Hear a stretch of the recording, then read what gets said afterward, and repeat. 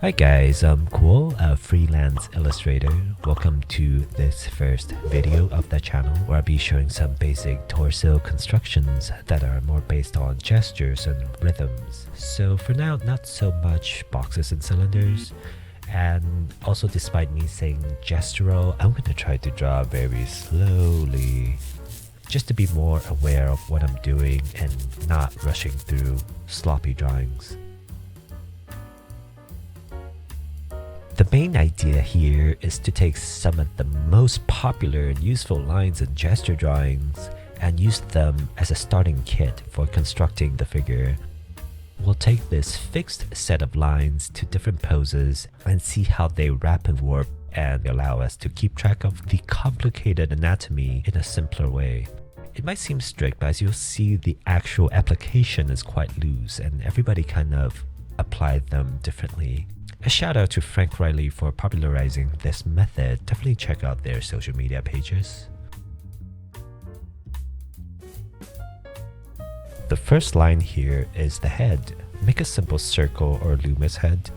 I went way overboard on this one, so please don't do that. Next, we have simple lines indicating the direction of the neck. The next set of line is the shoulder angle. It's useful to use the shoulder bumps on top of your shoulders as landmarks. Try making a guess at where it is where you don't see it exactly. Keep it simple, keep it light. Don't get bogged down by details. We have a simple center line going straight up and down. Next, from the shoulders, we relate them to the lower torso at the pelvis bone or the crotch. Experiment with your line placements. You'll ultimately settle on a personal variant that works best for you. The next set of lines relate the neck to the silhouette of the lower torso. And finally, draw in a rib cage. An estimate is fine. We will use the top of the ab muscle to make an educated guess at where the thoracic arch might be. Now add the rhythm line for the chest muscles. Just for fun, I'm gonna quickly add in some noodle shapes for the arms and legs.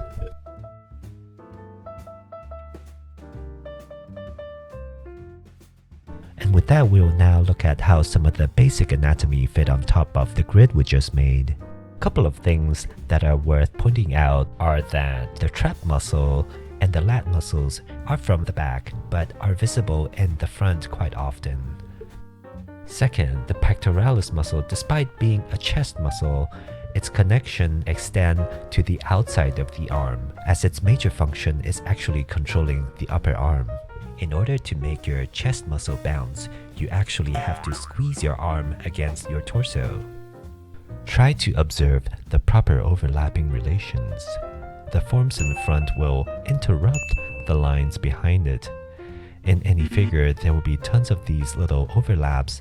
Forming a good habit of keeping track of them will add up to a cleaner and more structured drawing, as well as ingraining anatomical details to your memory.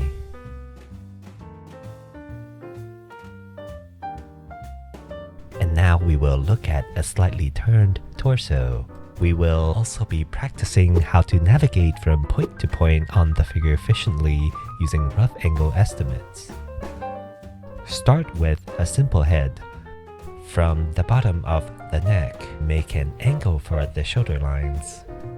Use a tangent line touching the head to make estimations on how far the shoulder bumps might be. Now we can use the points we've established to find the pelvis bone. Yay! We have some anchoring landmarks for accuracy now. We can have fun with connecting them with rhythm lines.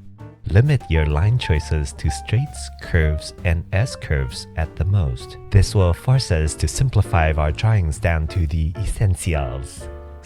Essentials. Experiment here with different possibilities. What do you think works best? Draw in some basic noodle shapes for the arms and legs. Now that we have our grid system locked in, we can focus a little more on playing and experimenting with our line art. Whenever you can, continue sticking to straights, curves, and S-curves. Additionally, play a little game with the length of your line strokes, varying between short, medium, and long strokes, and try not to have too many lines of the same length all next to each other. For example, as you can see, all these lines I drew on the head are practically the same length. Nothing wrong with that, but it's worth exposing your mind to a new dimension of design and line art, so you will unconsciously develop an eye for it as you progress. We have a natural tendency towards evenness. Be aware if that's what you want. I think I did slightly better for the torso, but the problem here instead is having too many C-curves all next to each other, which gives a safe, monotone look. But as far as playing my little line game goes, I could have played with creatively inserting more straights and S-curves as well. Here is a look at a looser interpretation of the constructions we have for a more stylized figure, with certain lines combined and others omitted for the sake of effectiveness and simplicity. At this point, it's more of a gesture drawing than a construction grid that inform later details. With enough mileage and repetition, whatever formula or formulas you started with to do figure drawings will end up morphing and combining to fit your own likings. Moreover, by the law of cross-training, whatever styles you chose will indirectly help with getting better at other approaches as well anyway. And so perhaps the particular path that you begin with doesn't really matter as much in the end.